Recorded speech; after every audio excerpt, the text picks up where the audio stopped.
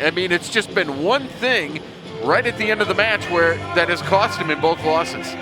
Yeah, you know, in talking with Coach Smith, Connor Brown, all of his matches, with the exception of one, have been against ranked opponents. So he's really ran the gauntlet this year as he heads into this match with a 5-2 record, like you said, Bo. So here we go at 125. Brown in the black singlet and Macias in the white with the red.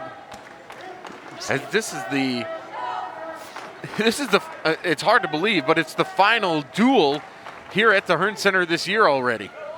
Absolutely. You know, with that shortened season, teams having to allow for several weeks before the conference tournament just in case of a COVID breakout or a quarantine has to take place.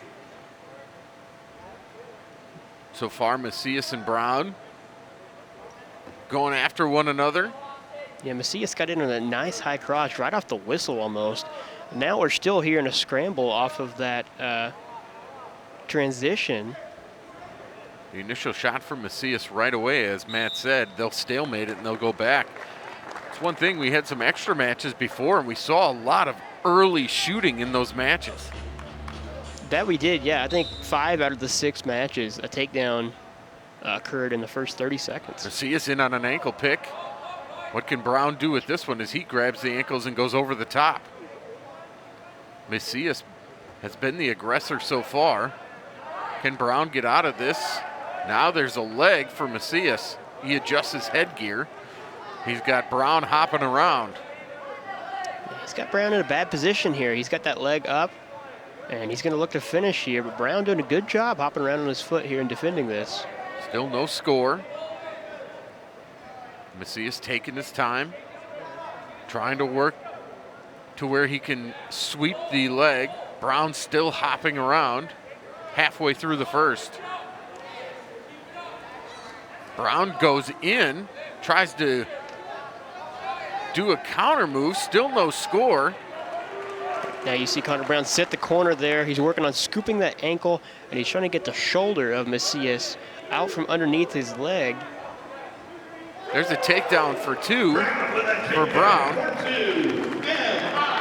And already SIUE throws the challenge brick out. They'll stop right here. And you saw they didn't like that right away. Yeah, I think they're going to challenge here that the referee awarded that takedown a little prematurely. They're talking to the official. And the official will go to the monitor on the challenge. Let's take a look here. See, it looked like Brown may have had the takedown right there, but when the referee actually awards the takedown, he may not have had control there. Let's see what he decides here. Let's take a look at Jeremy Spates, the SIUE head coach in his 8th season, has very familiar ties with the Missouri program. Spates is the one that came up with the philosophy Tiger style for the Missouri program. They'll confirm the takedown. It's 2-0 in favor of Connor Brown. We'll talk more about that, but Spates, well known around these Missouri parts, isn't he, Matt? Absolutely. Spates really part of that foundation that built Tiger style, like you said, Bo. Spates even came up with the phrase Tiger style, as Coach Smith will tell you. Spates, not only a Tiger style alum, but an All-American for the Tigers. Brown working on top. 30 seconds of riding time now as we approach 35 to go here in the first. Brown doing a good job of staying on top of Macias, returns him. Macias had built a bridge a little bit. Now trying to get some back points is Brown. No swipes yet. Macias does a good job of defending. Short time to go. Riding time hits 1 minute for Connor Brown of Missouri right now as we tick down the final 5 seconds here in the first at 125. Here's a look at Jeremy Spates and what he's done in his 8th year, as we mentioned. 9 seasons as an assistant at Oklahoma and Cornell. He was a 3-time team captain here at Missouri and a 2004 All-American. He has coached 7 NCAA national champions. And it was only a matter of time before Spates got his own program and what he's trying to develop at SIUE. Yeah, as you said, Bo, Spates really has done a great job with the SIUE program. Every year, they seem to be higher and higher in the rankings in the MAC conference. Connor Brown with an escape. The riding time goes under a minute as Brown goes in on a shot. Gets in on that leg of Macias. Macias trying to play a little defense. He'll go up and over as Brown tried to finish it. Now can he get through there and maybe put Macias on his back from this position? Brown trying to roll Macias on his back. No points. Macias trying to hold on. And they'll give up the 2, will Macias. Brown will get it, and I think Macias thought he was in a little bit of a dangerous position there, Matt. Yeah, you know, Brown able to put him in that danger position where the referee is counting. If he gets to a 3 count on that danger position, it will be a takedown, and then he'll be looking to start counting near fall. It looked like Macias bailed out, didn't want to give up the near fall there. So Brown leads it 5-0, and his riding time hits 1:30. Macias to his feet, running, trying to get out to go out of bounds. 32 seconds to go here in the second. Good job by Connor Brown in this period to be the aggressor, go in on that leg, get that takedown. After Macias did it in the first. Absolutely. This match has had a lot of action so far, and we're going to see a caution there on Brown. It looks like he hopped on Macias a little too soon there. That'll be his first. Still 32 ticks to go here in the second period at 1:25. Brown trying to get Macias on his back. Macias trying to roll through and get his way to a reversal. Trying to lock a cradle now is Brown. Macias flattens out as we're in the final 10 seconds of the period. And that'll do it for the second period. 5-0 in favor of Connor Brown, and he's got over 2 minutes of riding time. Here's a look at the MAC standings. Missouri ranks 7th, as we mentioned, 3-0 in the conference. And Northern Illinois 6-2 in second. Then Buffalo 3-1, Rider 2-1, Central Michigan 2-1. Interesting because not everybody's going to wrestle the same amount of matches as we've said all along. Yeah, you said it, Bo, and it's going to come down to, you know, what teams, you know, are allowed to wrestle in the quads that the MAC conference lined up. I know several of those have been canceled due to COVID issues. As Brown goes in for a shot, Macias trying to get in on a leg. He does against Brown. Brown trying to play defense. Macias working hard on that left knee and left ankle of Brown. They'll stalemate it. Well, good wrestling by both wrestlers there. Yeah, absolutely. It looked like Brown, you know, was in deep on that shot, and then Macias did a great job, almost hit like a front head pinch out of that front headlock, and then right away was in on the re-attack. But here you see Brown in on the shot again. He was in deep on a double leg, couldn't finish it off because of the strength of Macias. And now what's Macias going to try to do? Brown's going to try to flip him over. He does for 2. 7-0 in favor of Connor Brown with 1:10 to go here in the third. He does have riding time locked up, so it could be an 8-0 win, which would be a bonus point. Brown looking to run that bar arm here. He wants the major and would love to get more and get some back time here for Macias. Brown working meticulously. Got to be careful here. Can't let that hand get up too high. The referee will stop it. Brown hops back on and lets that arm go with 30 seconds to go in the third. Brown with leg in deep. Trying to get that turn. Thought about a cradle for a second there. Going for a bow and arrow here. He's close to getting it. 8 seconds to go. Connor Brown still working, but this is going to be an impressive win for Connor Brown. The final score will be 8-0, and the Tigers will take a 4-0 lead, but what a great job by Connor Brown, Matt. Yeah, Connor Brown, he looked really good in that match there. Even when things weren't going his way, when Macias was in deep on shots, Brown did a great job of countering and getting to his scores. Here's 133 pounds. That's the forfeit that we talked about. Matt Schmidt will win and pick up 16 points for Missouri. So there's Matt Schmidt. He was 5-1 coming in, but here's our match that we talked about. This is a wait to watch. 141, two-time MAC Wrestler of the Week, Alan Hart, with an 8-0 record against the reigning MAC Wrestler of the Week, Saul Irvin, who comes in at 7-2 on the year. And Irvin had a great weekend, picking up 3 wins at 141 a week ago. So really looking forward to this one, Matt. Yeah, this is going to be one of the better matchups, and this may be a preview of the finals matchup in the MAC tournament, as Irvin, I believe, would be the 3rd seed if the conference tournament was today.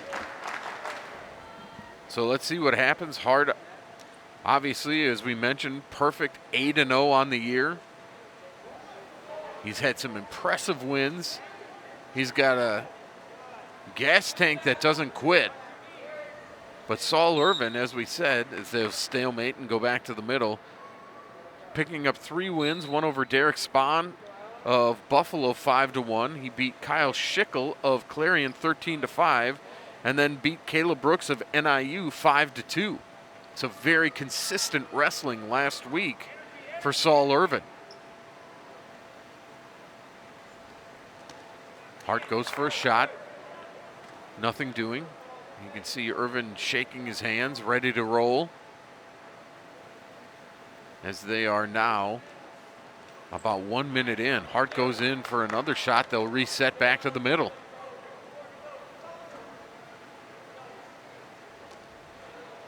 One thing that we've constantly talked about all season long is how teams are defending Missouri by trying to slow them down, slow the Missouri wrestlers down, because the Mizzou wrestlers want to get in, get their shots, score, and score bonus points. So slowing them down can at times frustrate the Mizzou wrestlers. Yeah, for sure. It looks like Irvin here doing a pretty good job of that, as he's being pretty active, but hasn't taken a shot, I don't think, yet. Hart has taken several shots, but hasn't been able to get in deep yet. There was Irvin on a shot. There's a shot by Hart in on that leg. Irvin goes over the top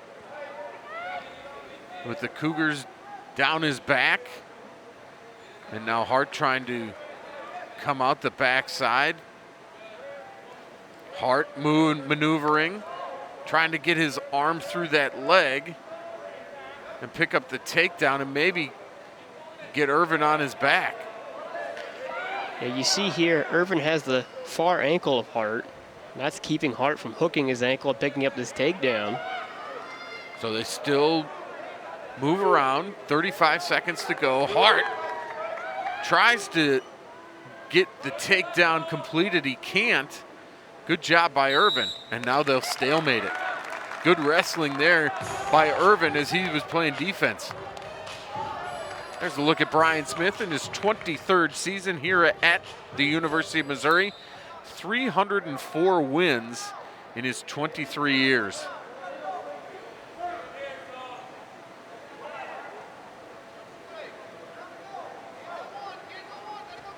Hart tries to toss him with 10 seconds to go. Hart and Irvin on their feet. No score, and that's the way this first period's going to end. Irvin and Hart, no score. So we'll go to the second, no score. The Missouri Tigers, 25 straight wins against MAC opponents. Their last loss back in 2017 against Northern Iowa, and it's been relative dominance by the black and gold in the MAC since 2017 and since joining. Northern Iowa not even in the MAC anymore as they've moved to the Big 12, as Hart had a cradle locked up for a second. And now Irvin gets the escape. And that's a big escape there for Irvin. Hart, typically one of the more dominant wrestlers in the top position, as you said, Bo, went for that cradle. Maybe got a little too aggressive there, and Irvin able to pick up that escape. So they're back on their feet. Irvin leads it 1-0. Alan Hart looking for a spot, same with Irvin. Looking for that time to shoot.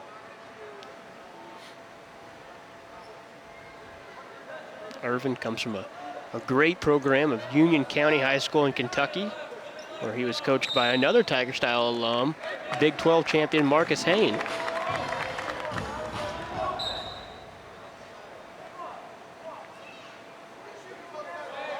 Lots of connections here, both fighters. Hart going in, now Irvin looks to return.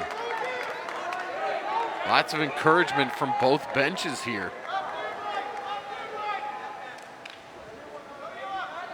Riding time obviously not a factor as Irvin just leads it 1-0.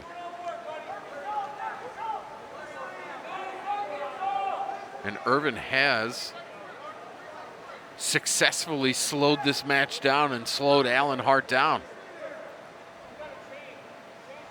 Irvin seems like he maybe is waiting to sneak a takedown here at the end of this period. 15 seconds to go as they stay on their feet. The other thing we'll see is what Irvin can do riding on top here in the third. Irvin got out for the escape for one. Now it's going to be Hart's turn. We'll see what Irvin can do riding on top. A good one here at 141. Hart tries to get around quickly. He gets the reversal for two. And Hart will lead it 2-1. Hart quickly on the reversal takes the lead in the match. Yeah, Hart able to hit that switch right off the whistle. Gets that rear standing position, which is an automatic reversal. And so now, caution on Hart as they'll cover up again. Just one caution for Hart. But boy, in the first 7 seconds, that quickly turns this match around. Irvin wants to get up here, and Hart wants to return him to the mat. And Hart does for the time being. Irvin really working tough there on bottom. Hart trying to wrap up Irvin here. Irvin trying to get to his feet, can't do it. We'll keep our eye on the riding time because that would be big here. It's 40 seconds. Irvin wrestling hard. Is Hart too high on Irvin? That's the question. Scrambling around here. Irvin really close to picking up the escape, and there it is. Irvin's out. Riding time stops at 48 seconds, so we're 2-2. 1 minute and 5 seconds to go. They'll stalemate and go back to the middle.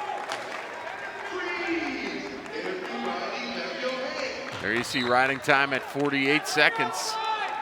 As we are now at a minute to go here at 141 here in the third period. 2 escapes for Irvin, 1 reversal for Alan Hart. Who will take that shot to score? There's a shot from Irvin. He's in on the leg. Hart trying to maneuver around, but Irvin's strength is very apparent. He's got Hart hopping around. Irvin in on that left knee as they return to the mat. Hart staying strong in this wizard position here. No points. Irvin goes for it. Nothing doing. 15 seconds to go in the third. Now Hart threatening to score in this defensive position. Can Hart get around in the final 5 seconds? No points yet.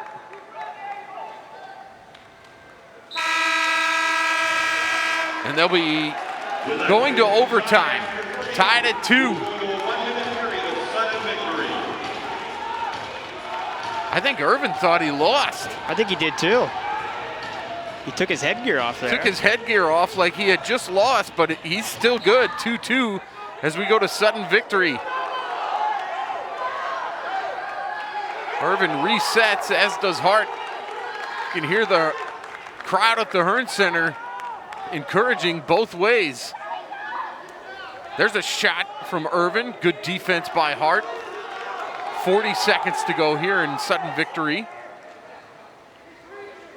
Hart tries to throw by. Irvin stays with him. Hart still going. And there's a takedown for Alan Hart. And Alan Hart is going to win in overtime, 4-2. Great transition there by Alan Hart. Hits his signature slide by there on his feet. And then he stays with it. Here you see it. Hits this slide by. Irvin defending really tough here. Comes over the top. But Alan Hart just stays with it. Able to pull Irvin back underneath and get that takedown there in overtime. A huge win as we go to 149 pounds for Missouri. Third ranked Brock Mahler. He comes in at 9-0 on the year, taking on 4-5 Cardiante Wilson of SIUE. There's a shot from Mahler. He's behind him, trying to stay in bounds. They'll go out of bounds and no score. The one thing you do notice about Cardi Wilson, he does have the height advantage on Mahler here. Yeah, Wilson very tall for this weight class as he stands nearly a head taller than Mahler. Mahler, as we mentioned, ranked number 3, would have been the 4 seed last year in the NCAA tournament before it was canceled.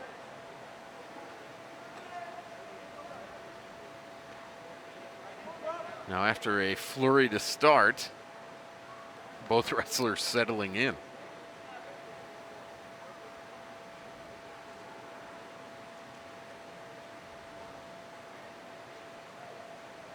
We're 1 minute in, still no score. Big win by Alan Hart at 141, but a good job by the MAC Wrestler of the Week, Saul Irvin. Impressed with him too. Yeah, that match definitely lived up to the hype. It was a great match between both men. And as you mentioned, Matt, we'll probably see that one again in the MAC. I mean, barring upset, those two will be standing, you would think. Yeah, Hart should be the #1 seed heading into the MAC tournament. Wilson in on a leg, trying to finish this off against Mahler. Mahler trying to return it. They're near the edge of the mat. There's a good shot by Wilson. Now what can Mahler do with it as he gets Wilson on his back, but Wilson kicks out of it and they'll go out of bounds. Good scramble session there.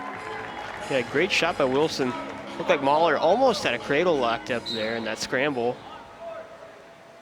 And Wilson able to get out of bounds there, no score. That's the thing about Brock Mahler. You can go in on a shot and he can figure out a way to make it work for him. Absolutely. His defense sometimes can be his best offense. Under a minute to go here in the first at 149 pounds. Missouri, by the way, leading the duel 13-0.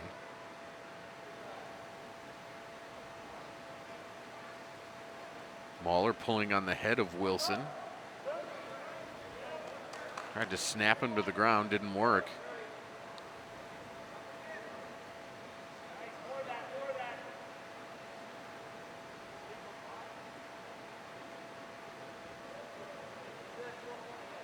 .20 seconds to go. Both wrestlers still going strong.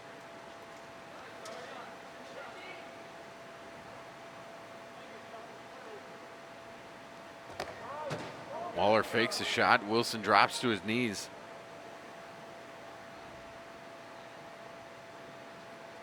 Wilson went 1 and 2 last week. We'll talk about that.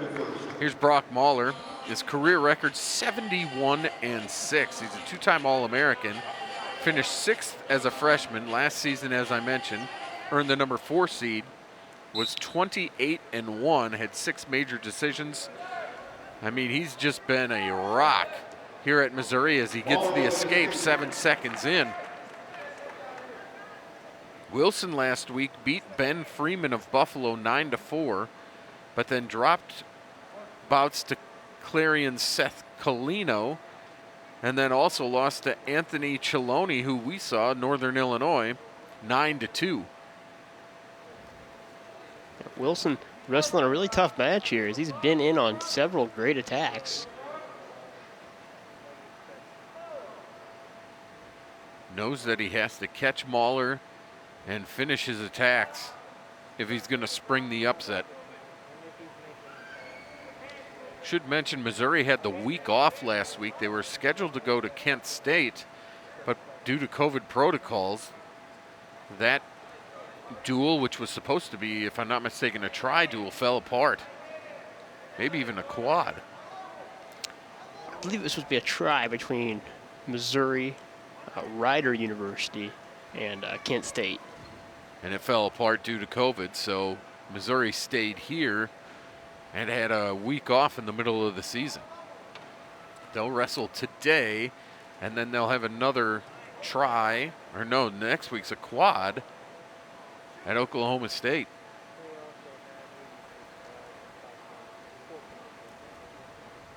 West Virginia, Oklahoma State, and Central Oklahoma on the docket.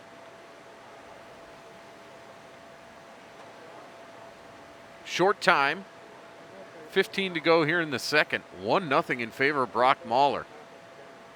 Mahler was able to get in on that shot early in the first period, but really hasn't been able to get close to a takedown since then.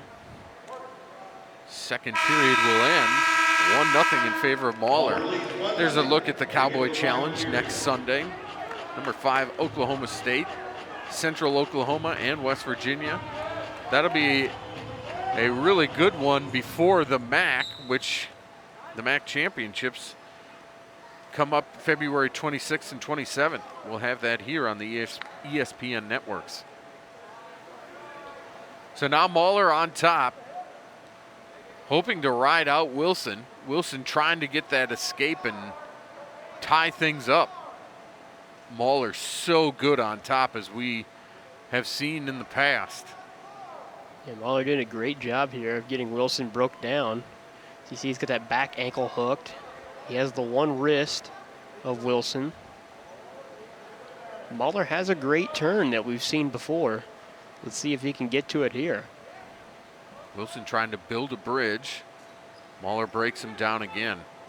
Mahler's riding time is at 40 seconds. 1:10 to go here in the third. He's already had Wilson down for 60 seconds now. Riding time hits a minute right now. Referee, I believe, told Wilson to keep wrestling. 45 to go in the third. Can Mahler ride out Wilson this entire period? Mahler looked to maybe lock a cradle there. Took a peek at the clock. Here it looks like maybe a tilt attempt by Mahler. Wilson doing a good job of fighting down, as it looks like he has Mahler's foot there. Mahler has the riding time point locked up. So with 10 seconds to go, Brock Mahler against Carty Wilson. It's not going to be your typical Brock Mahler win, but he's going to win nonetheless. 2-0 the final score. And he continues to be unbeaten at 149, Matt. Yeah, like you said, though, probably not his best performance out here, but he finds a way to get the job done. He picks up the decision for the Tigers. Let's move to 157 pounds, another good duel. We have Justin Ruffin and Jarrett Jacques. There you see Ruffin, he's 8-1, ranked number 20 against Jarrett Jacques. He's also 1 loss, 7-1 on the year, ranked number 14. And these two, this is not their first time meeting. They've wrestled several times in the past, with I believe JQ's winning all of those, but every time a super close match. Ruffin, a great competitor. Ruffin won 3 times last week, winning 5-1, winning by fall, and also winning 11-2.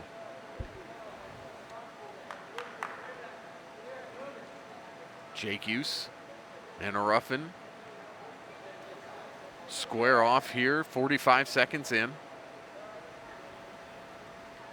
Ruffin in on the head of Jake Hughes, lets him go. Let's see who will take the first shot here. Jared Jake Hughes, right out of Columbia, Missouri, Father Tolton High School.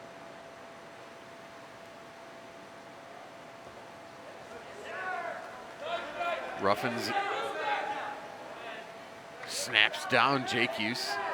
Jake Hughes tried to grab Ruffin's legs. They're near the mat, edge of the mat, and they'll stalemate it and go back.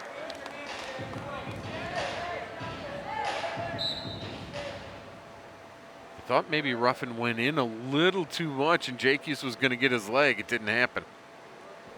Yeah, Jake Hughes was close there to getting in on Ruffin's leg, but Ruffin just a little bit too much reach. Kept his legs just out of reach of Jake Hughes in that front headlock.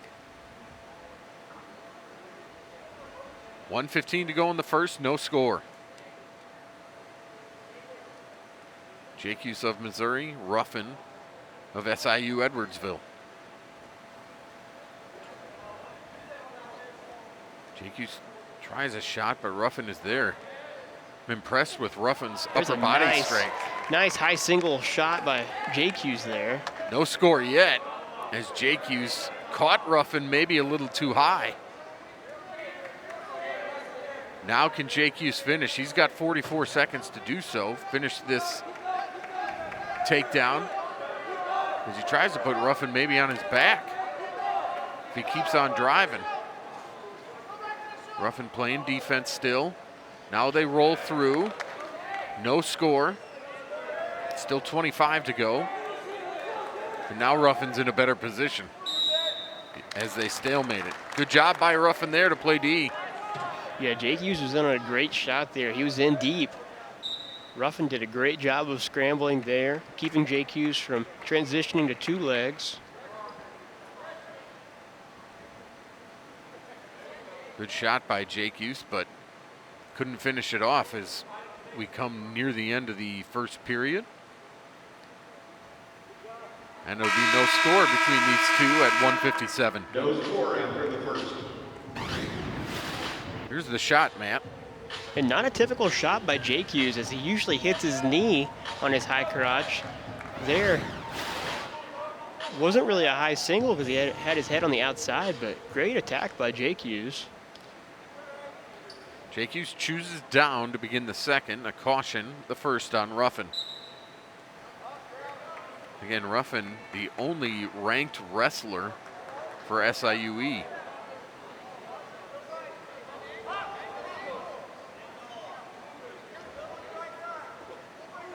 Jake Hughes trying to build to his feet, he does. Ruffin trying to return him, hopping on.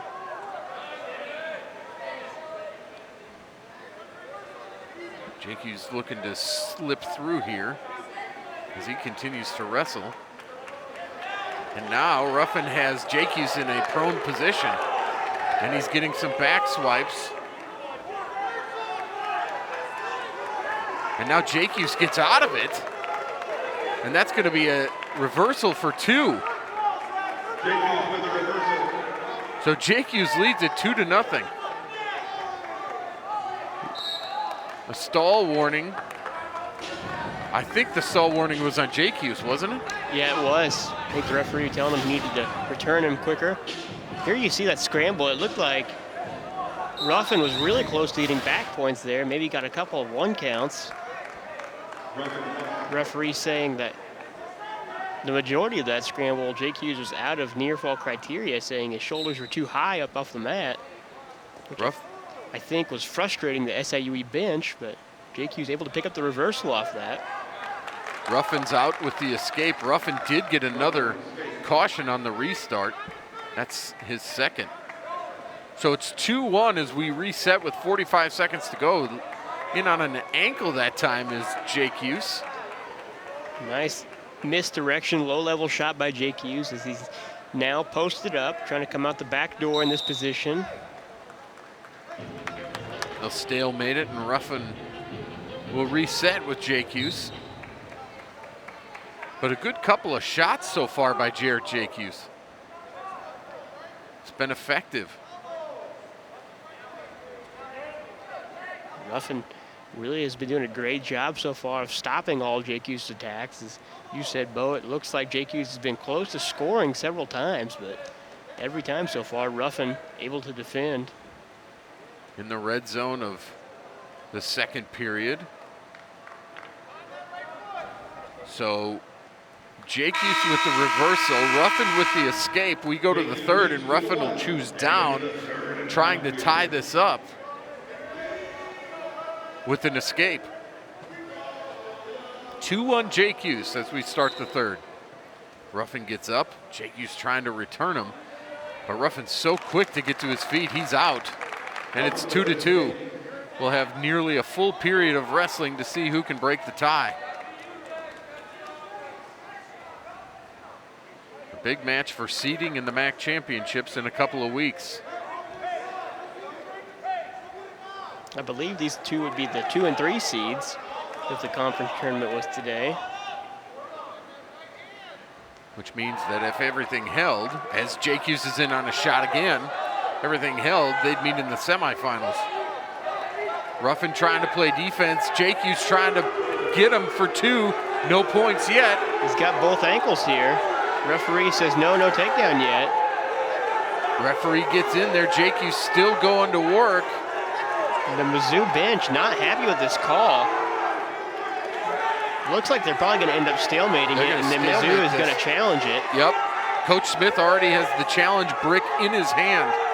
Can Jake Hughes keep it going? There's the stalemate. There's the brick.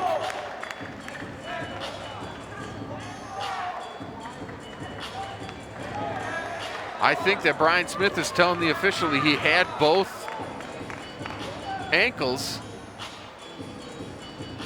By definition in the rule book, that should have been a takedown. So Jake Hughes did have both ankles of Ruffin. And he'll go to the monitor, will the official?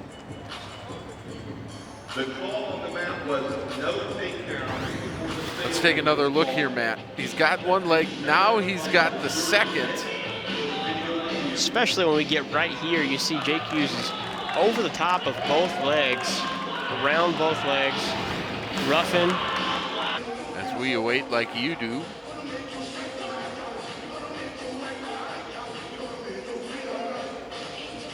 .109 is what they're going to put on. There you see SIUE. Since joining the conference in 2018, they have wins over 2 years apart. One was last Saturday. They did get a win over Clarion, 28-12, but they're 2-20 against MAC opponents since joining the conference. So we put 109 back on the clock.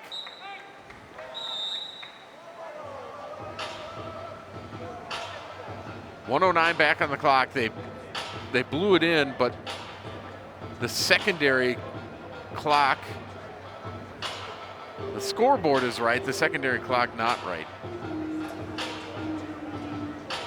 Just want to make sure everything is good here. 22 seconds of riding time for Ruffin. Riding time has been confirmed with video review.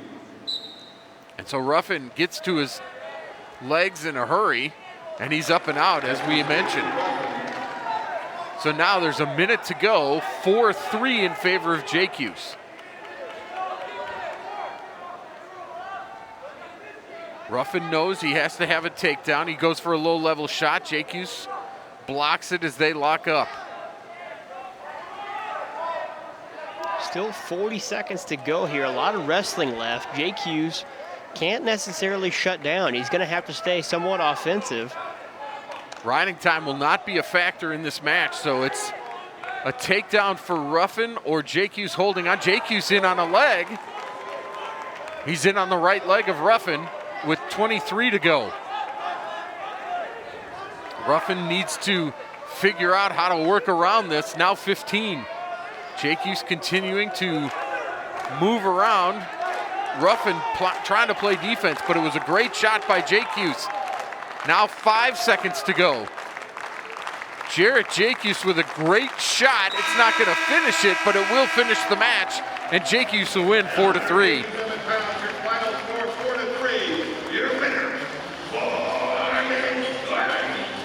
Nice win for Jarrett Jacuse, Matt.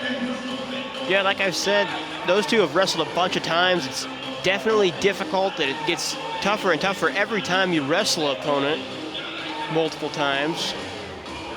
And that one proved just to be just like the other matches those two have wrestled. A very competitive, tight match, and JQ's able to pull off the victory there. So here's the score, 19-0 in favor of Missouri over the Cougars of SIU. We're at intermission, and as we mentioned, it is senior day, and so we are going to have a short break for some senior day mentions, and we'll keep it right here with you with 3 seniors about to walk on the Hearn Center mat for the final time. A couple have wrestled in the early matches. We should mention that. But here's the senior day ceremony. You'll see Brian Smith go on the mat and welcome the families of the wrestlers as well as the wrestlers. First up, Mid-American Conference champion and NCAA qualifier. Our first one's going to be Grant Leith, a senior out of Kearney, Missouri, and a guy, Matt, who, I mean, just oozes toughness. Yeah, absolutely. You know, Leith, an All-American for the Tigers, battled injuries his entire career. And we're going to recognize him here today as he's going to start a new chapter in his life and move on. I believe he already has a job lined up. Yeah, so there are 3 seniors, as you can see. A couple of guys wrestled earlier. After Leith, we'll go with our next senior. And all these guys have made such a mark on the program, especially with some of the younger guys this year. But this is just an unbelievable 3 guys. And this one from Excelsior Springs, Missouri, Canton Marriott, won earlier today in an extra match, didn't he? Yeah, he did, Bo, and I believe he picked up a 15-1 major decision in his last match here today in the Hearn Center. So there's Leith, and there's Marriott, and our final one, Wyatt Coling, is so selfless. A guy who, when Brian Smith says, hey, I need you to wrestle at 197, wrestled at 197. Hey, I need you to do heavyweight. He did heavyweight. This is a guy who is a coach's dream, because he just says, sure, coach, whatever you need, I'm doing it. Yeah, absolutely. Really a guy who, when you say, you know, what does Tiger Style mean? Definitely Wyatt Coling is the embodiment of Tiger Style. You know, lives his lifestyle right in all aspects, and all 3 of these seniors here going to walk away with great degrees. Grant with an MBA, Canton currently in law school here, and Wyatt's going to take an accounting degree away with him. A great bunch of seniors right there with Brian Smith, and a great day to honor them. It's funny because it's a 0 year and we understand that, but these 3 have decided, you know what, time to move on with my life. Yeah, you know, like I said, they're all 3 in, you know, great degree programs. So for them, it makes more sense for them to finish out their degrees and move on to great careers, which I know all 3 of them are going to have. They've been part of the Tiger Style wrestling dominance, and I mean, Missouri has had dominance since joining the MAC, and they joined it back in 12 and 13. They went 3-1 that year. And then it's, I mean, you just look at it. They're 58-3, a 95% win percentage. They have 9 consecutive conference championships, 8 since joining the MAC. They've had individual national champs along the way, but just they've run this conference since they've been in it, Matt. Absolutely, and even in those losses you see there, 2016, 2017, lost a really close duel here in the Hearn Center to Northern Iowa. 13-14, again a loss to Northern Iowa up in Cedar Falls. And then 2012, 2013, actually they lost to Central Michigan here at home. Central Michigan had a great team that year. Several All-Americans on that team. There you see under Brian Smith, 2 undefeated seasons, 2014-15 and 2017-18. And the Tigers working on it this year so far. As we have this intermission, which has about 2 minutes left on it. We've seen some decent matches so far. Connor Brown with a big win, then a forfeit, and then 3 really good contested matches at 141, 149, and 157. It's been a good contested duel. Let's take a look at some of the highlights. We'll start at 125 pounds. Connor Brown winning 8-0. And man, he was pretty dominant.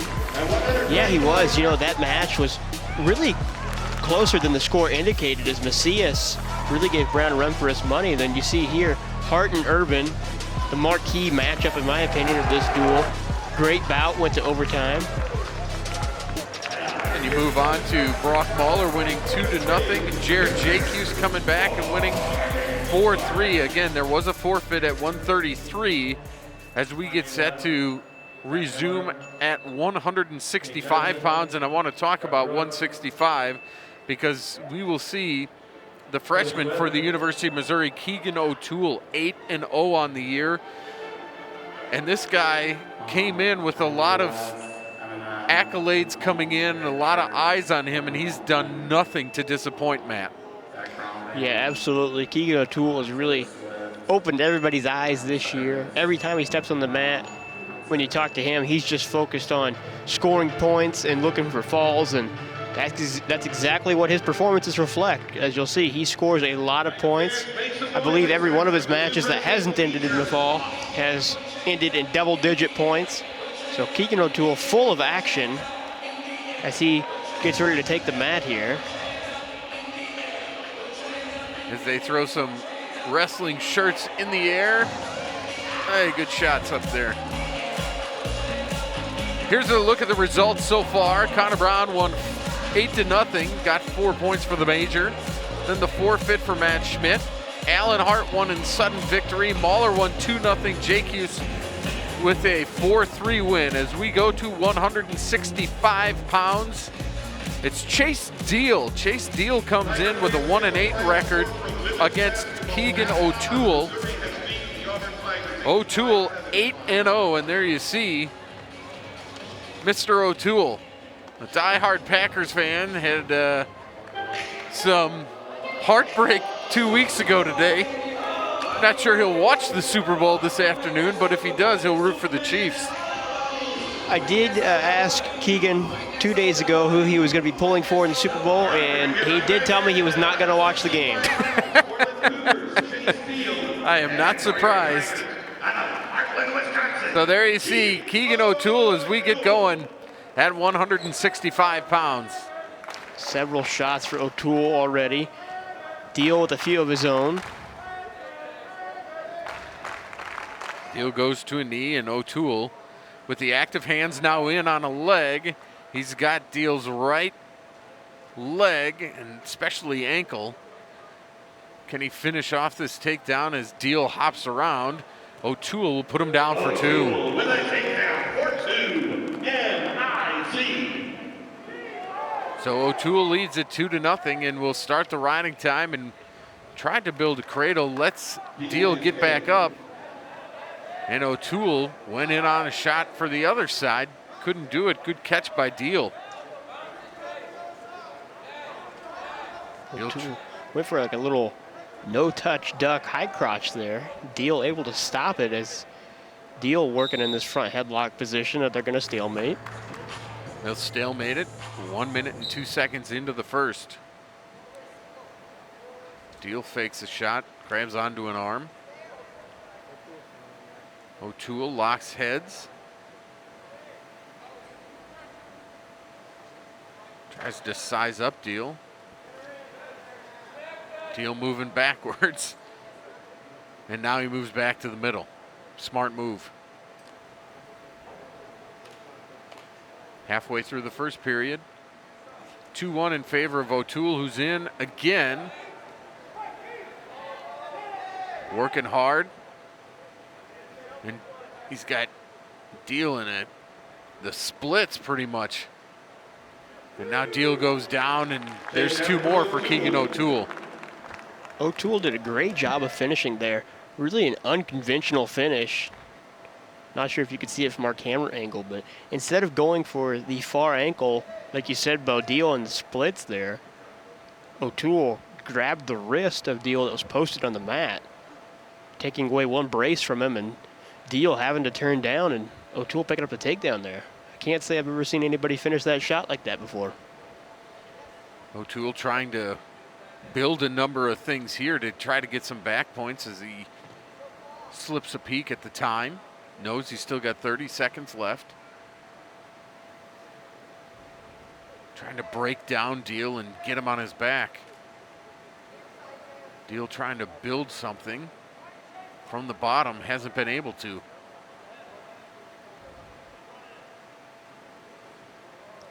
O'Toole looks like he's relentlessly working on this crossface cradle here, but Deal staying tough in that position. And he's going to run out of time as there's 5 seconds left. Riding time is going to end up being close to 125. Here's a look at the takedowns from Keegan O'Toole. First one, sweeping the leg, sweeping at that leg, and finally gets it down. And so 2 takedowns as O'Toole gets the escape. He's now up 5-1. O'Toole going right back on offense, trying to get that leg. He's got it on the high crotch. Whips behind, gets the takedown for 2. It's 7-1 O'Toole. Got to be honest, he makes it look so easy, doesn't he? He does. There you see him. He's maybe trying to set up that assassin that O'Toole likes to hit so much. Deal hooks the leg of O'Toole, grabs onto his arm, and they'll stalemate it.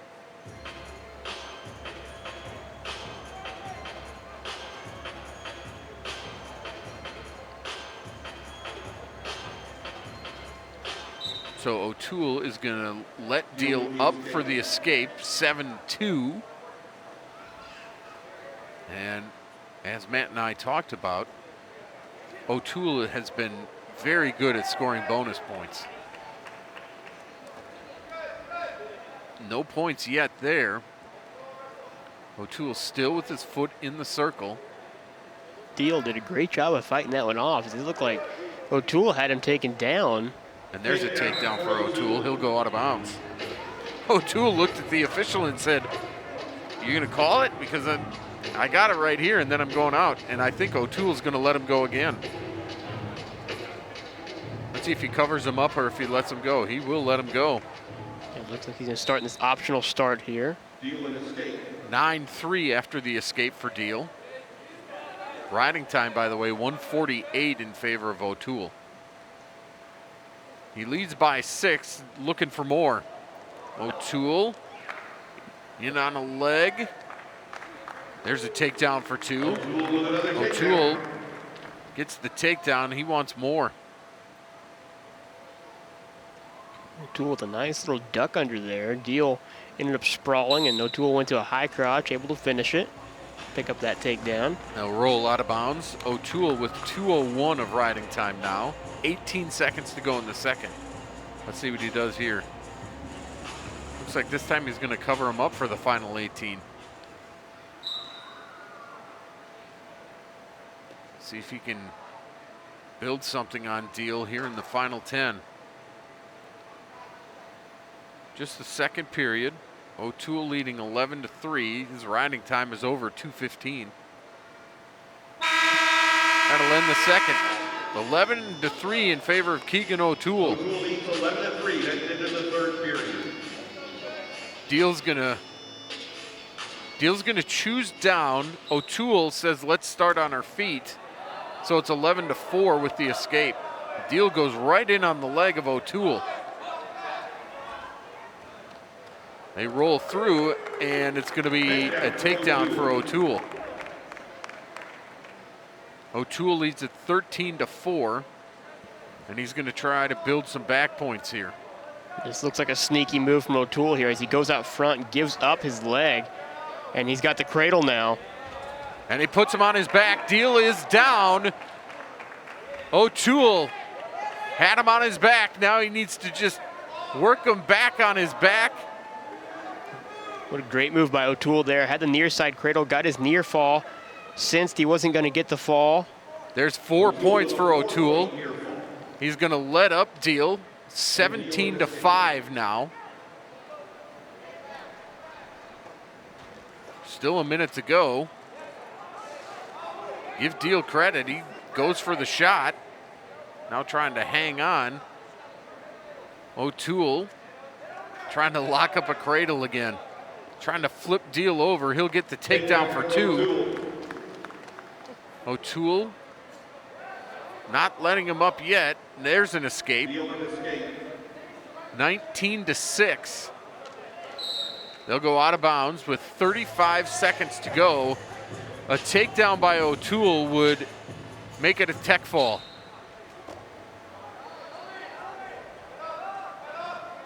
O'Toole going to go for one last cradle here. And he gets the takedown, and that'll be it. 21-6 in favor of Keegan O'Toole. Your winner by technical fall.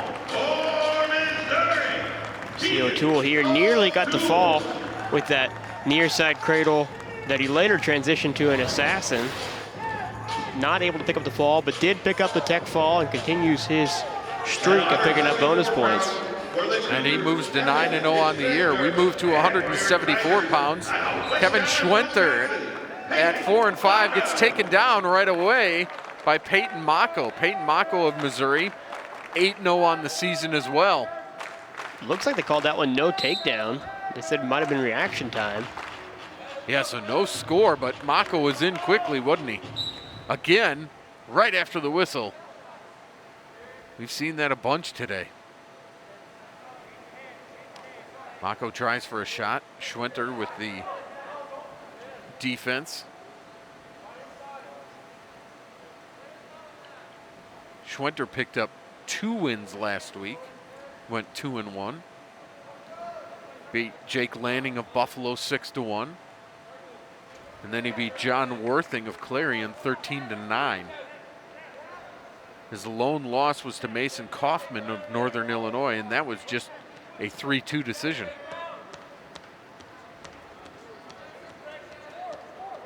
Meanwhile, as we mentioned, Peyton Mako, perfect on the season, 8-0. Mako's in on a leg. As Mako tries to stay in, and they go out.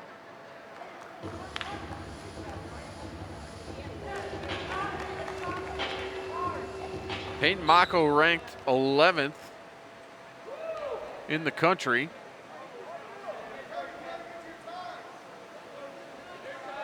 At 174 pounds, and you get the feeling that Peyton Mako, if he remains right, Matt, I get the feeling that he's a guy that nobody's going to want to see when it comes to the MAC and when it comes to nationals. Yeah, you know, I think as it stands right now, Mako would be the 2 seed. I believe the Kent State wrestler is the 1 seed currently in the MAC. But Mako definitely one of the favorites to win the MAC conference at 174 pounds. And like you said, Bo, at the national tournament, Mako with his unique style, definitely a pain for many wrestlers to take on. And a guy that it's tough to prepare for. There was a shot by Schwenter. SIU E-bench wants 2, nothing yet. Mako trying to hold on. Schwenter trying to turn over Mako, and there's the takedown for Schwenter for 2. And a good shot there by Kevin Schwenter.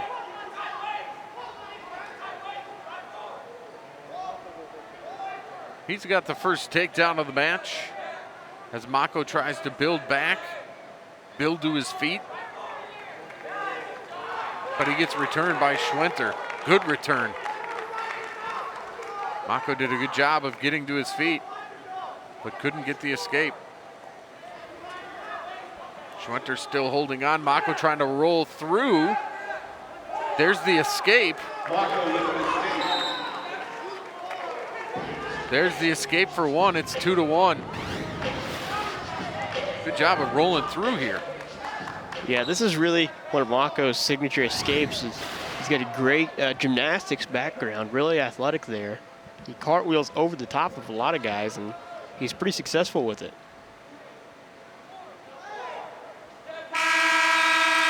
End of the first period at 174, and it's Schwenter leading Mako 2-1. Schwenter will choose down. Schwenter, by the way, with 39 seconds of riding time. So with the lead, Schwenter chooses down, Mako covers, and we're off and rolling. And there's the escape right away.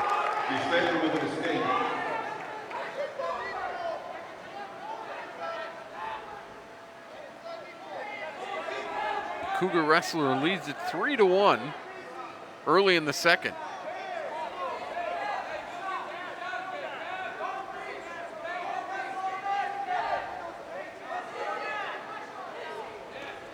Mako goes in on a shot. In on a high crotch here, he jumps over. And he gets the takedown for 2. Takedown for 2, M-I-Z. Saw some of the gymnastics you talked about there, Matt. Mako trying to lock up a cradle and get Schwenter on his back, returns him, but Schwenter's up and out. It's 3-3. Make it 4-3 in favor of Schwenter.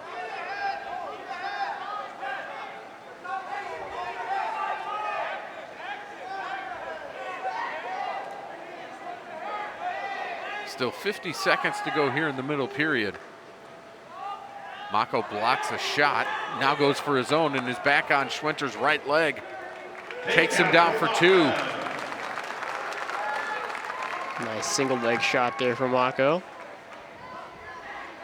5-4. Now it's 5-5. 30 seconds to go as Schwenter gets the escape. Mako going back after another shot. Schwenter still in the circle. Still no score. And Mako goes out of bounds. There's that single leg by Mako again. Does a good job of running Schwenter down there. 5-5, 12 seconds to go in the second. Riding time not a factor in this match. That'll be the end of the second. 5-5. Good match between these two at 174. Mako will choose down to start the third. Schwenter here, Matt, wants to ride him out for as long as he can. Stay on top. Yeah, if you're Schwenter here, you want to ride for 45 more seconds and try to get that riding time point. Mako gymnastics again. Tries to come through. Comes out the back end. Riding time is at 30 seconds. As Mako tries to turn this around, and he does, but still holding on to the ankle is Schwenter. Can Mako get him on his back? Mako has him on his back, has the reversal for 2. Now trying to get some back points is Peyton Mako. Mako is on top. by a score of 7-5. And after the reversal, the riding time, which was getting close to a minute, is coming back down, still a minute to go. Mako in a really good spot there. Mako lets him go. Schwendner says, let's go back to the middle. Riding time won't be a factor. It's 7-6 in favor of Mako. Mako goes in on a shot, and he's driving that leg. No takedown yet. As he keeps him inside, it gets the takedown. What a move by Peyton Mako, and he's got him on his back near the edge of the mat. 20 seconds to go. Great job by Mako just sticking with that takedown there, as it looked like he nearly had the takedown with a single leg, and Schwentner able to scramble out. Mako with his mat awareness had that underhook, able to pick the ankle of Schwentner and pick up that takedown on the edge of the mat there. 10 seconds to go, they go out of bounds. Schwentner will be in the down position, trailing 9-6.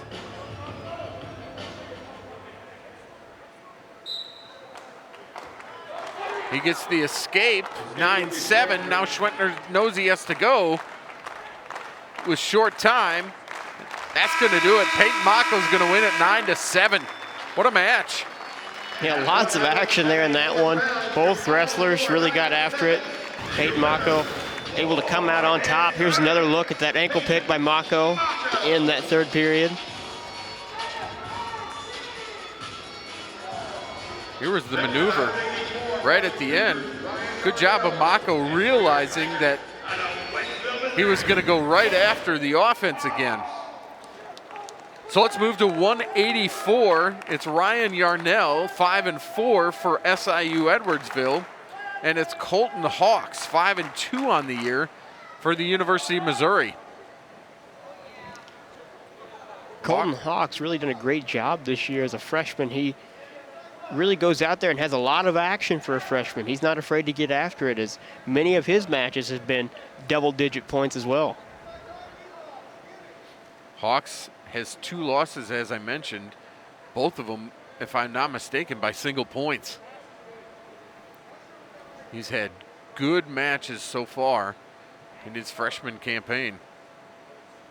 Those 2 losses coming to really top-tier opponents in Britt Wilson, the reigning MAC champion at 184 pounds. Hawks lost a very close match to Wilson. And then Hawks' other loss coming to Parker Kakaisen of Northern Iowa, who is now ranked, I believe, also in the top 10. Hawks and Yarnell digging in. Yarnell trying to slide underneath, but Hawks caught him. Hawks caught it. Can he do anything with it? Looked like a great drag there by Yarnell, and Hawks did a great job of stopping it. Now Hawks looking to lift this leg and try to get to a near side cradle. Yarnell trying to come up the back end. Still no points. Yarnell holding on to that ankle. Now can Yarnell turn it into something? Hawks holding on. Boy, both wrestlers wrestling through here. That's going to be a takedown for Yarnell. Give him 2 points as they go out of bounds. So takedown for Yarnell as he came through the backside and takes the lead 2-0 with 1 minute to go here in the first. Hawks tries to build out of that. He does, gets the escape point.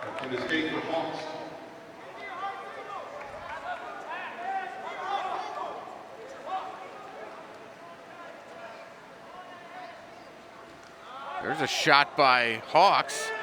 He's in on a leg. And now he's got Yarnell hopping, and he gets the takedown for 2. Hawks wants more. Let's get that cradle locked up. He's going high. Yarnell trying to slip through it and get a reversal here. Still nothing. And they're out of bounds. Good takedown here, Matt. Yeah, he did a good job getting that single leg up high, and then transition went down low to get that far leg. Short time here in the first, 3-2 Hawks of Missouri. Yarnell would like to get nothing more than get on his feet, get this escape before the end of the period. Hawks returns him, however. Now under 5 seconds to go.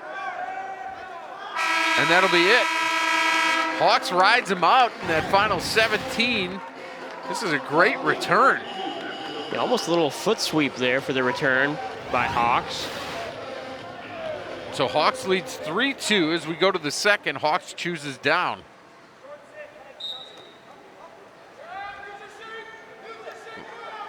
And he's clear and with the escape point in less than 10 seconds. So they're back on their feet. Hawks leads at 4-2.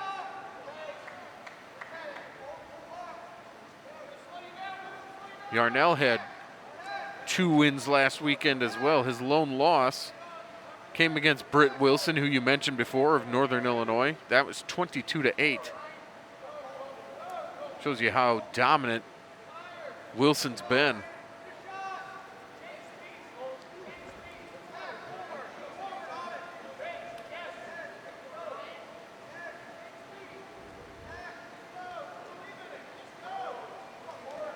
Both wrestlers looking for a chance to attack. There's a shot in by Hawks.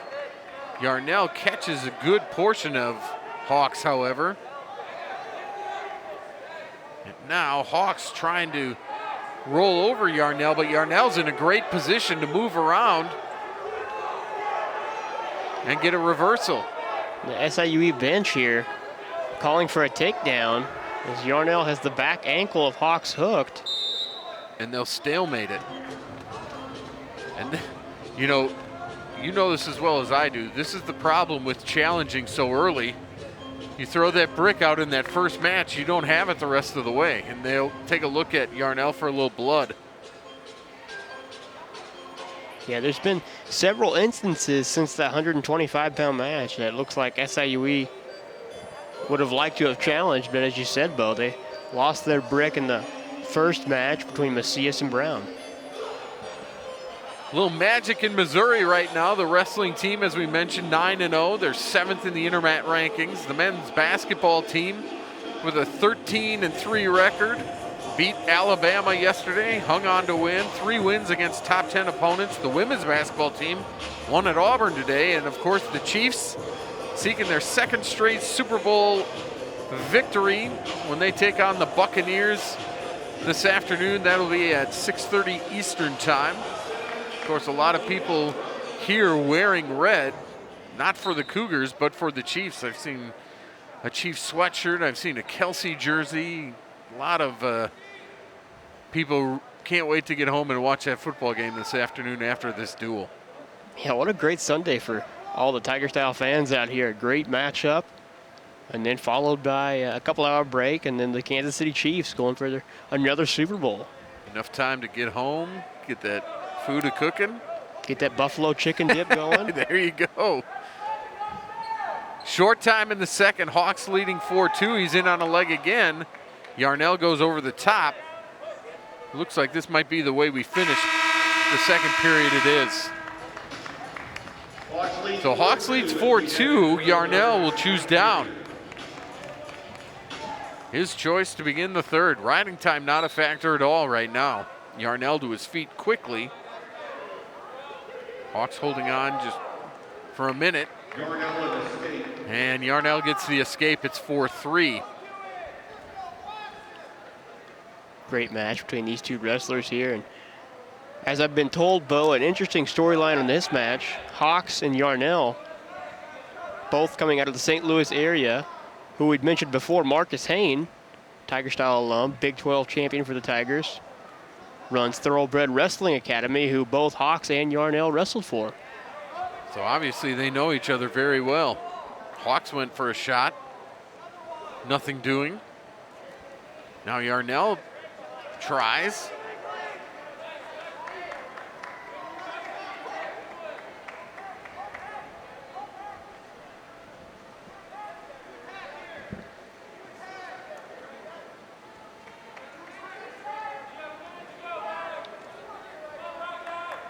Under a minute to go. 4-3 in favor of Hawks.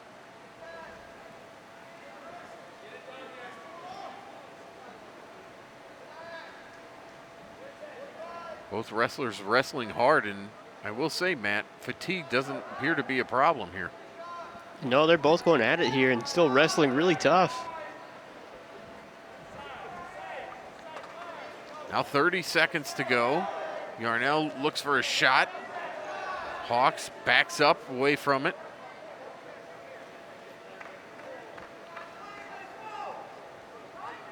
The wrestlers tie up. Yarnell with a shot on an ankle.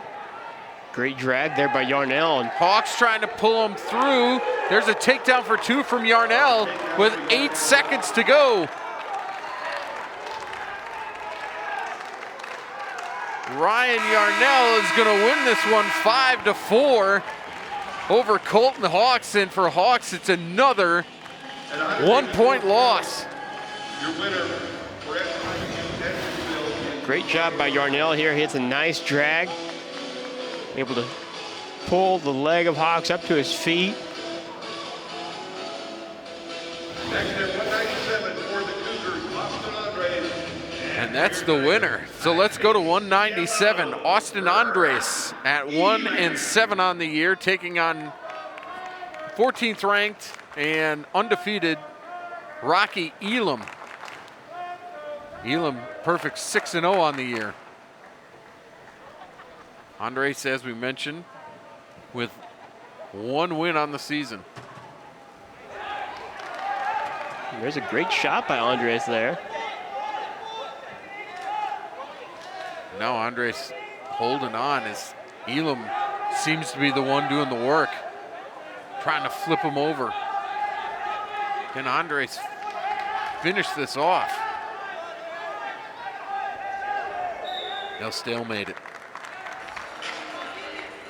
Good shot there by Andres.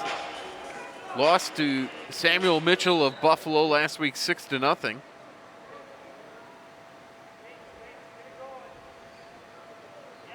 And he also was defeated by Gage Braun of Northern Illinois 10-2. So I would imagine Coach Spates told him, hey, you need to be a little more aggressive. And he was early and goes in on a shot, then plays good defense against Elam here. Yeah, Andreas really looking tough here to start this match off as he's in on another shot. Good shot by Andres. Now what does Elam do with it? He comes around and gets the takedown for 2.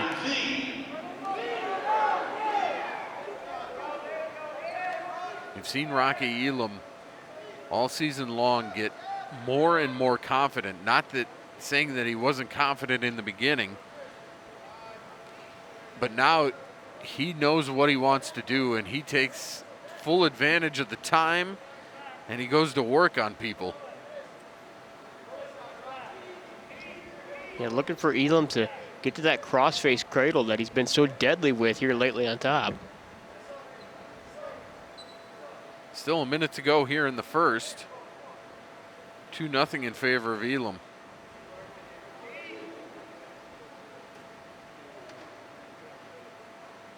Elam trying to turn and get a tilt on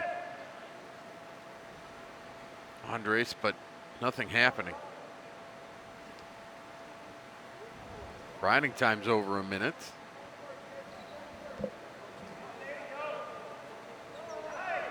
As they continue to wrestle.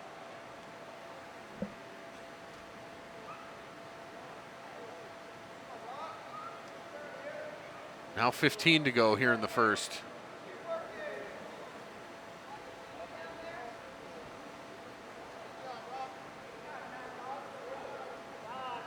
First period's going to end with Elam leading at 2-0. Elam leads 2-0 after the first. And Elam has the choice. He will choose down to begin period number 2. So here comes Andres to cover him up.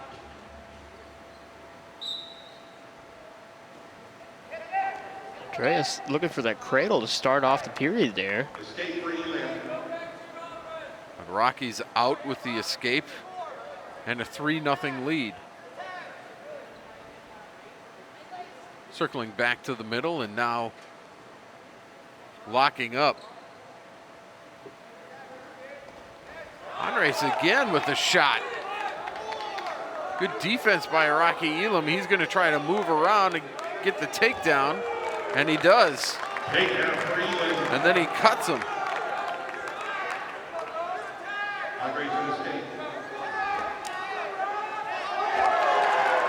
There's a takedown for Elam, and he's going to let him go. There's another takedown for Elam, and they'll go out of bounds. All of a sudden, Rocky Elam's come alive. It looks like he woke up a little bit there. You see he gets this nice go-behind takedown here. Then another double leg right there.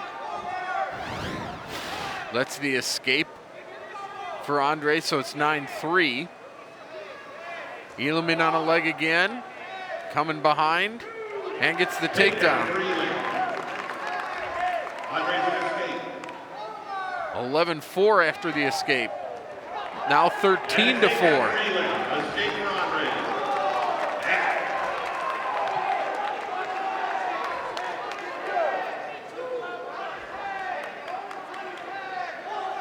There's an escape.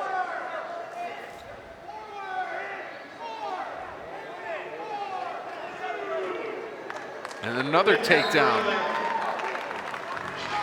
15-5 at 197. And he's going to let him up. It's going to be 15-6. Still 23 seconds to go here in the second. Rocky Elam has found another gas tank. He's walking behind here, another takedown. 17-6. He's going to ride on top for the final 5 seconds here. 17-6 in favor of Rocky Elam. As we go to the third, and all of a sudden, Andres is out of gas, Matt. You can see it. Yeah, it almost looks like Elam, it's like a shark smelling blood in the water.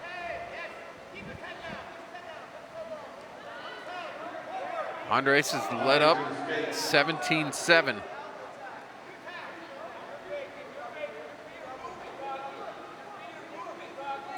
Andres goes for a shot, and now Elam's going to do what he's been doing the whole match, move around it and get the takedown for 2. Now will he let him up? He will. 19-8. As Elam knows he needs some more takedowns. There's an arm throw attempt for Andreas, but Elam with another takedown. 21-8. Elam needs a couple more takedowns here to pick up this technical fall. They didn't count that. There's the escape, 21-9.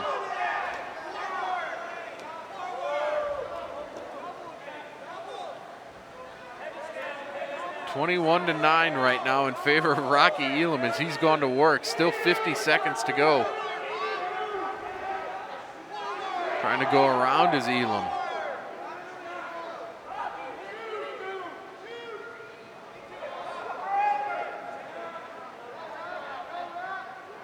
I believe Elam needs 2 more takedowns. That's what I have it as. To tech fall.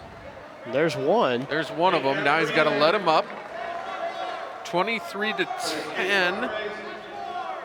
And another takedown. There we'll end it. 25-10. Just relentless Rocky Elam. Something woke him up, Matt, and he went to work. That he did. He put on a real takedown clinic there.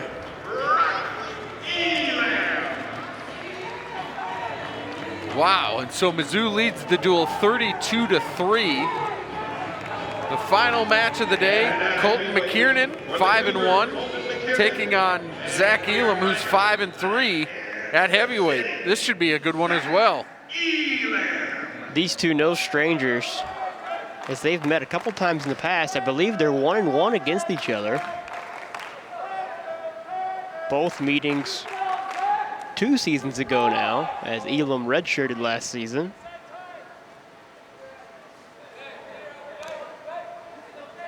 Both of these guys, big, strong guys.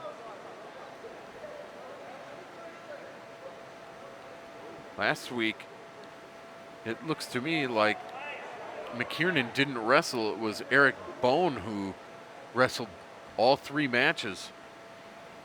That's correct, Bo. I had a chance to speak with the SIUE coaches before this duel, and they said that McKiernan was out last week due to COVID contact tracing. He didn't have COVID, but somebody he wrestled the week prior did, and so he had to sit out that competition. That's tough because that's 3 matches he didn't have. So Eric Bone wrestled in his stead, and Bone went 1-2. So McKiernan back on the mat, as we mentioned, 5-1 on the year. This is a good match to finish with. Halfway through the first.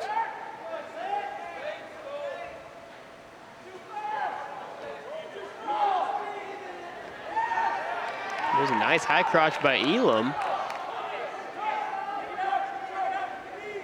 Elam's in a good position. Now can he finish it off? That'll be the question.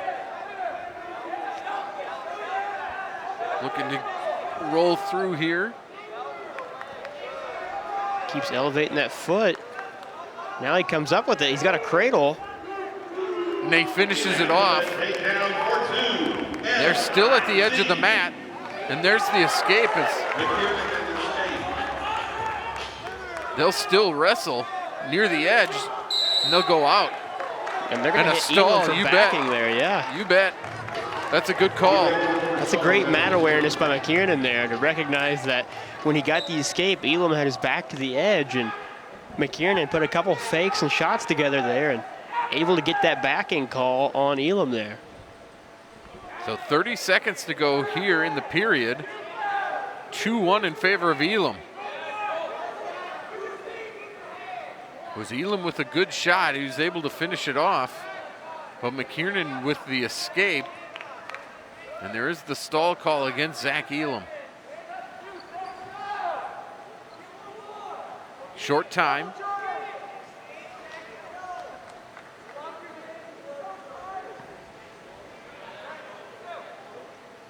And that'll do it for the first. 2-1 in favor of Missouri's Elam. Elam gets the choice, and he will choose down.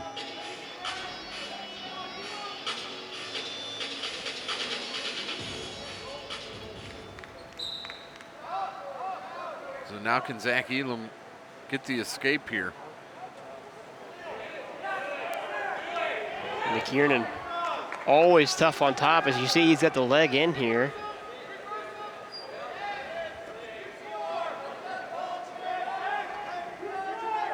Riding tough, building that riding time.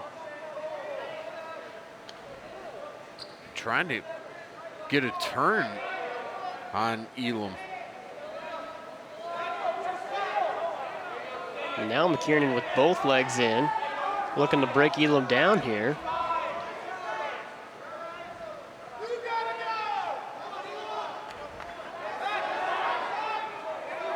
Elam trying to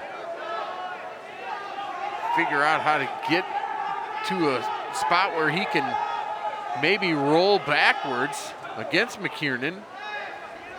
McKiernan returns him, and Zach gets the foot out.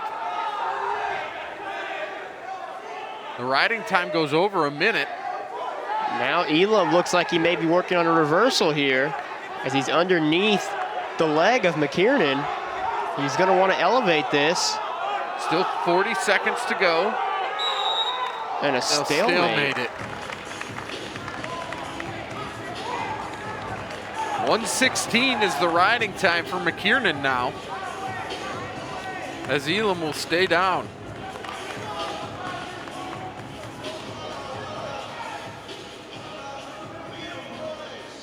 McKiernan will cover back up. Can Elam get up and out here? McKiernan doing a great job of breaking him down, isn't he? Yeah, McKiernan's always tough on top. He's tough with those legs.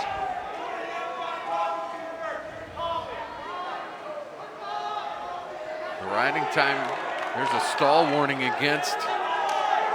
And that's going to be a that's point. That's 2, that's right.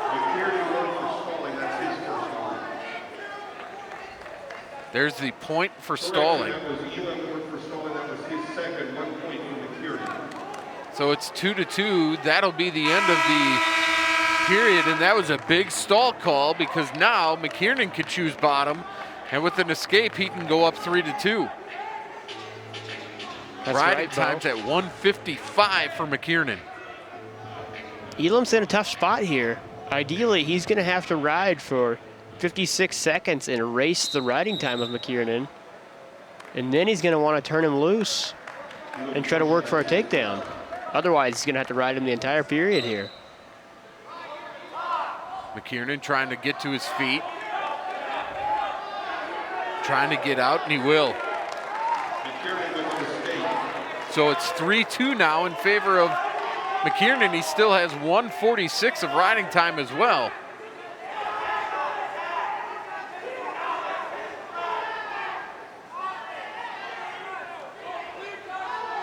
Let's see what Zach Elam can do. And in fairness, he looks tired, doesn't he? He does. He worked tough on bottom that second period to get out. And it looks like it's taking a toll on him. He's got to go get a takedown here.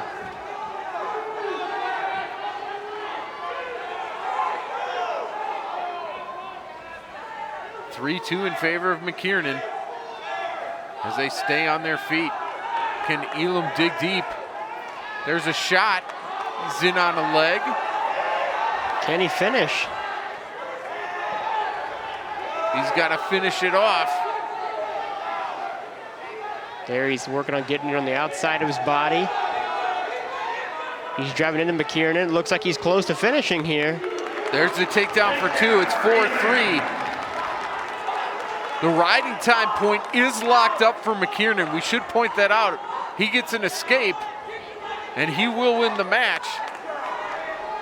Elam's got to ride him out for the final 27 seconds here.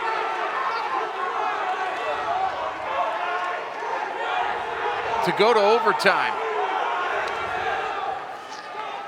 15 seconds. Elam stays on top. Elam able to get the wrist there. He's got the ankle hooked of McKiernan. As we are in the closing seconds of this period, it looks like he's going to ride him out to go to overtime here. Riding time goes at 1:03, so it's 4-4. We'll go to overtime. And it looked like Elam thought he won there. I think so too. So 4-4, here we go. Let's see who can dig deep. A good job by Zach Elam to dig deep there at the end of the third. Elam went for a shot. McKiernan caught his head. They separate. McKiernan in on a leg. A nice and re-attack by a Elam. re-attack by Elam. He got behind him. And now McKiernan's on top of Elam. Elam needs to keep his shoulder underneath this leg here. McKiernan has the ankle And they'll hooked. stalemate it. 30 seconds exactly to go here in the first sudden victory. And Elam noticeably tired as he's slow to get back to the center of the mat here. Let's see if McKiernan picks up on that. Elam goes in for a shot. He's in on a leg. Can he finish it? Can he finish it? He does. The takedown for 2. Zach Elam in overtime wins it 6-4. What a match. Absolutely great match by both guys there. Elam showed a lot of guts here in overtime. He was noticeably tired. He gets in on this single leg, able to come out the back door, hook the ankle, and pick up that takedown against McKiernan. 26 straight dual wins in the MAC for the University of Missouri Tigers. Matt, another day of dominance as they win today 35-3. Everybody looking pretty good as we head into the final weeks of the season. Yeah, 35-3 final team score, but I tell you what, the Cougars showed up today as there was a lot of close contested matches. The Cougars, they're looking tough heading into the MAC tournament, as are the Tigers. So for Matt Manley, our producer Cody Richardson, our director Adam Teeter, I'm Bo Bain.